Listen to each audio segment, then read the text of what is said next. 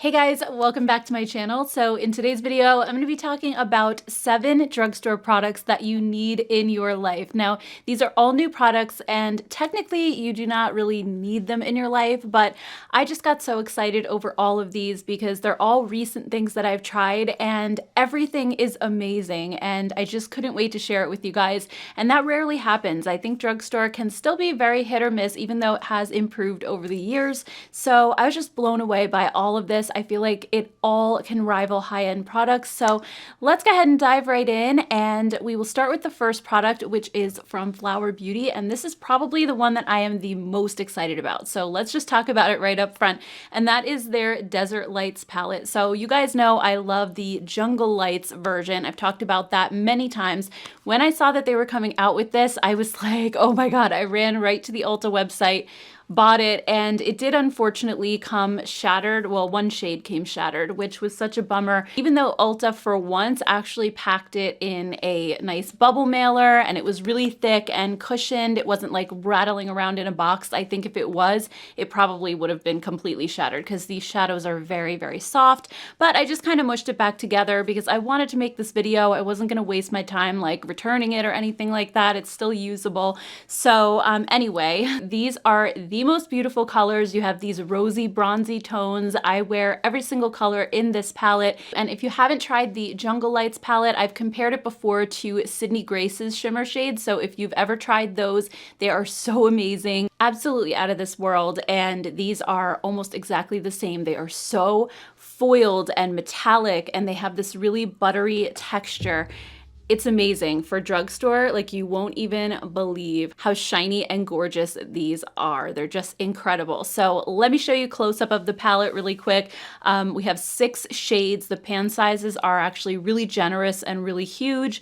And like I said, you have these rich golden, rosy, bronzy tones that are just so stunning. And when you see the swatches, they just have so much reflective quality to them, and they aren't glittery, which I love. So they're just really, really shiny on your eyes. They really catch the light, and they're really easy to work with as well. Now, normally I am not a fan of just complete palettes with all shimmer shades. I know I've said that before, but as I played with them more, especially the Jungle Lights palette that I already have, I realized that there are no rules in makeup. First of all, you can use a shimmer shade in your crease, and I was just stuck in this like mentality of I have to use a matte shade in my crease. But for this look today, I actually used this shade in my crease right here, and it was so easy to just blend, especially because it's a shimmer shade. I feel like they don't grab or drag as much as matte shades.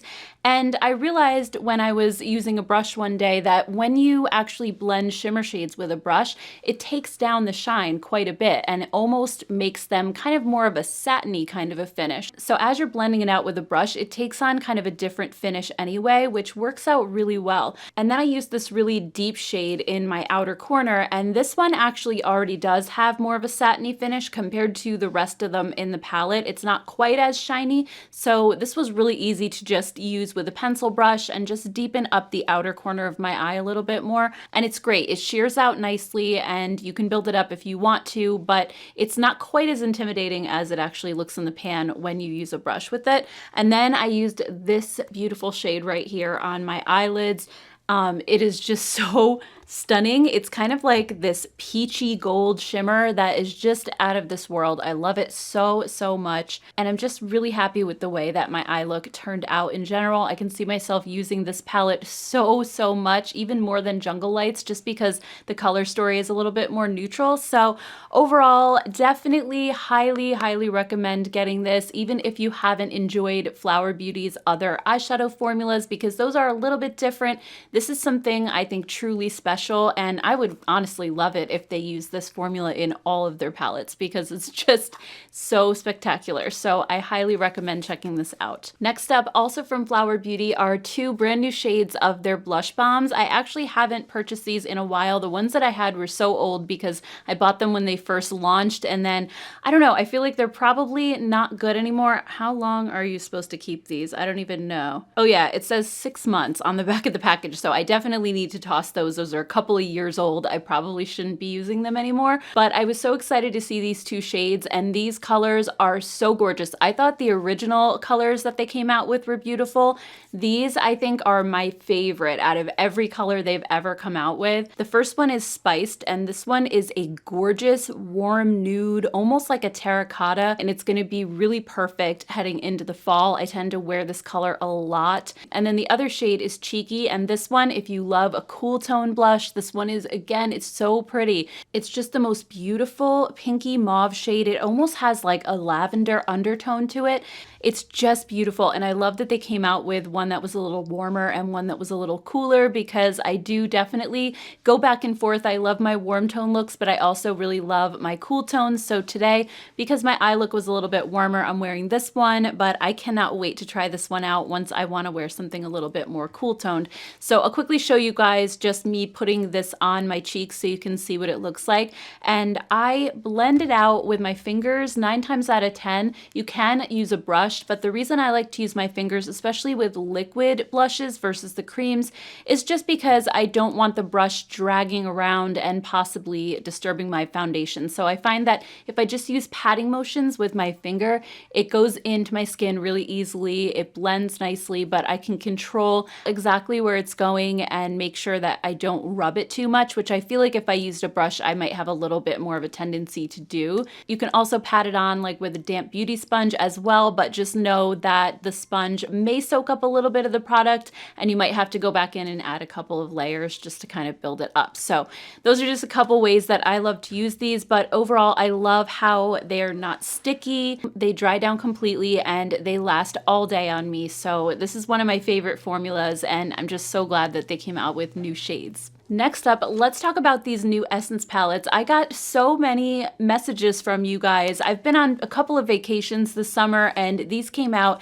and I hadn't been in Ulta in quite a while, and so many of you were messaging me on Instagram or on YouTube or in my Facebook group talking about these, and like, when are you going to try them? They're so good. And normally I'm not a big Essence eyeshadow fan. I love Essence for a lot of things, but eyeshadows are usually not their strong suit. So when I saw these, I was kind of like, okay, but I trust you guys that you wouldn't steer me wrong. And so we were in Ulta the other day. My husband had to get his shampoo that he normally uses, and I was like, let me just sneak over into the drugstore aisle a minute because I wanted to see if they had them, and they did. So I got Taupe It Up and Dancing Green, and every time I say that, I have Dancing Queen in my head, so now that's going to be probably in my head all day. But anyway, they had a lot of different versions. These are just the two that kind of stuck out to me the most. So let's look at Taupe It Up first. I actually wore this one the other day, and I'm wishing now that I had taken a picture of the eye look I did. That would have been super helpful to include in the video, so I'm sorry that I didn't, but I was really impressed with the formula of this. You guys definitely were not wrong. I loved it. I would say the only downside to it is, even though it's called Taupe It Up, it does have quite a bit of gray in there as well. There's really only 2 shades that I would consider more taupe, and that's this one, which is a really light taupe matte on the top, and then this taupey shimmer down here. The rest of it is all gray, and this taupey shimmer, unfortunately, is like the same exact color as my skin almost, so it's hard for me to use it as a crease color. I really have to just use the gray one. So every look that I do, I'm basically starting out with a gray. So if I wanted to just do an all taupe look, it kind of is a little bit more tricky. But this taupe shade is a really nice blending shade, like a nice transition, and I can kind of tone down the gray a little bit by applying this over it. So that's kind of my workaround a little bit, but the shimmer shades in here are fantastic. I'll show you guys quickly just a close-up of the palette so you can see it better, and also the swatches. I think the shimmer shades are such a nice formula. They're really creamy, very, very smooth. They're not chunky at all. They don't have a lot of like glitter particles going on, but they're still nice and shiny. And the matte shades as well. They're just so blendable, but not too blendable. They're not overly powdery. I mean, call me impressed. Overall, this is a really great formula, and I hope that Essence will stick with it because I really enjoyed it a lot.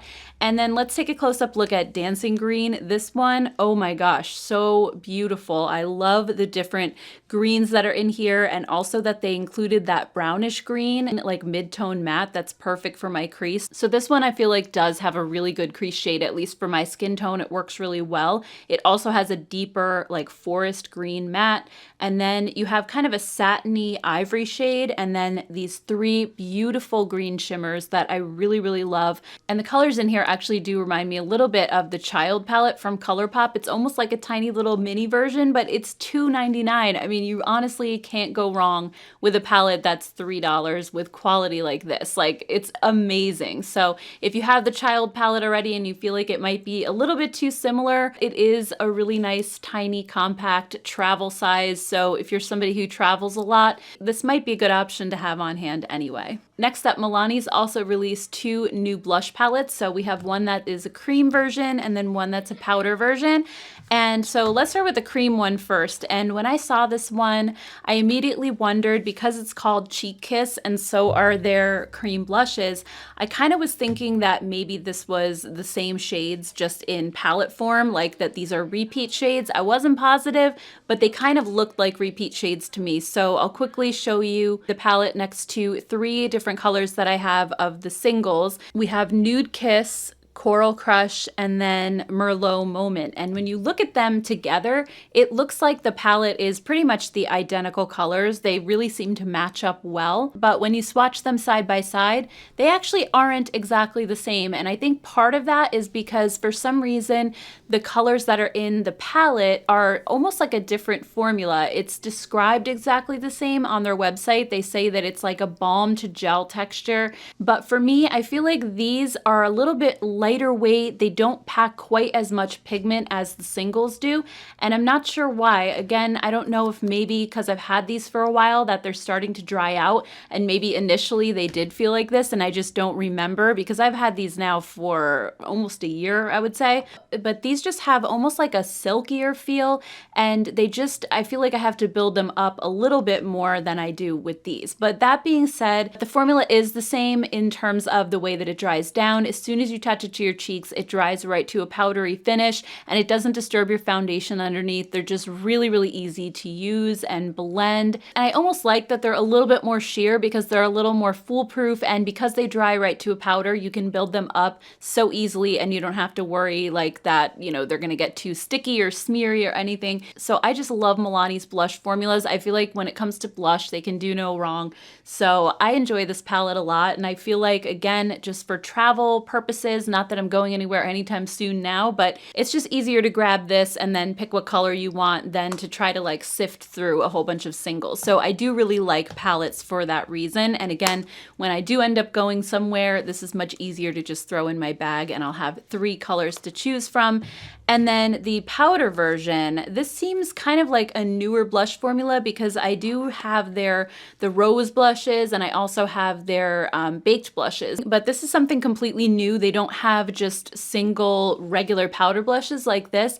So I wasn't quite sure what I was going to think of the formula, but let me just show you the palette up close. On the left-hand side, you have a lighter kind of peachier tone. And then in the middle, you have like a cool tone bubblegum pink that's really gorgeous. And then on the right side, you have like a deep warm nude that is so pretty. And none of these are matte. They all have just the slightest hint of like a satiny finish. So I think they look absolutely stunning on the cheeks. They don't look flat or matte or dry. And beware, these are super pigmented. You need like the tiniest little bit. I wasn't even sure if this peachy shade was going to show up on me that well because it is a lighter shade. But wow, I dipped my brush into it. The first time I used it, I was blown away by the pigmentation. So forget about this one. This one I have to like use just the tiniest little like hint, like hardly touch the brush to the pan. But overall, it is a stunning palette. You can mix these colors together as well, which I've done. And I've just really been enjoying this a lot. It's also really long lasting for a powder formula too. So I was impressed with that aspect as well. Okay, so next up, let's talk foundation. And I recently tried the new LA Girl Tinted Foundation. This says that it has a buildable, natural coverage, that it's hydrating, it's paraben-free and fragrance-free, and it has a lightweight formula. I'm just looking at the box here. Now, it says it's fragrance-free, but to me, it does have kind of I don't know what the scent is. It's almost like paint, or it's some sort of like a household chemical or something. It's not the most pleasant scent in the world, but because it's fragrance free, that's just what the actual formula smells like. And most of the time, when you smell a fragrance, it's just covering that up. I feel like probably a lot of things would smell like this if it didn't have fragrance in it. So that doesn't really bother me, especially because once it's on my face, I don't smell it anymore. It's just when I'm putting it mostly around my nose area that I do tend to smell it a little bit, but it's not so bad. So I have the shade Warm Beige, which on the website, it just said beige, and I was looking at the little circles on the Ulta website, and this one looked like it was going to be the most pink toned out of like the lighter shade options, so that's why I picked it.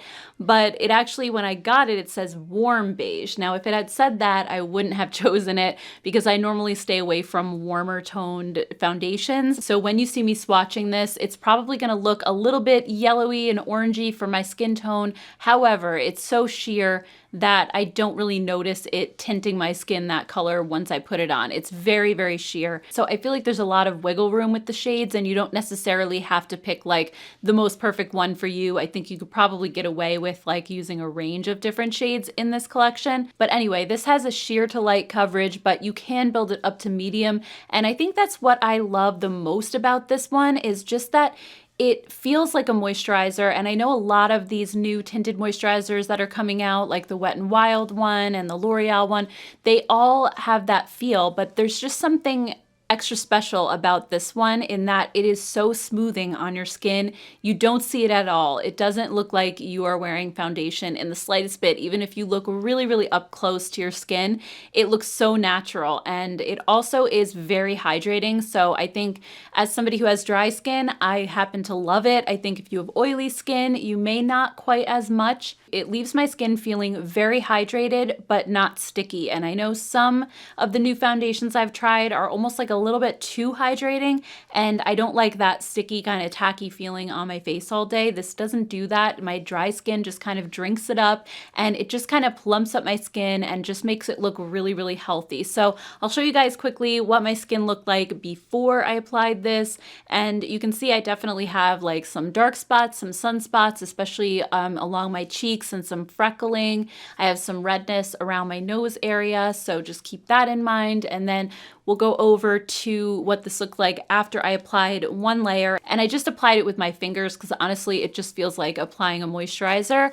And I think it definitely did even out my skin tone, but it doesn't cover everything. So I did have to go back in with a little bit of concealer and just put some of that underneath my eyes, kind of dotted on my sunspots, at least some of the more prominent ones, and then just around my nose a little bit more to hide the redness. But other than that, I was very happy with this foundation, just the finish of it. It does build upon itself too, so you don't have to worry about it looking cakey. If you want to add another layer and get more coverage out of it, you absolutely can. It sticks to itself nicely too, so sometimes foundations like this, I find if you try to add another layer, it just moves around the one that's underneath, and this doesn't do that, which is fantastic. So it is buildable as well. So overall, I've just been absolutely loving this. I'd love to hear what you guys think down below, because I know foundation is such a personal thing. It's not like an eyeshadow palette where like it'll work for most people. This is something that's heavily dependent on your skin type and your preferences and how much you want to cover and all that. So I'd love to hear what you guys think down below.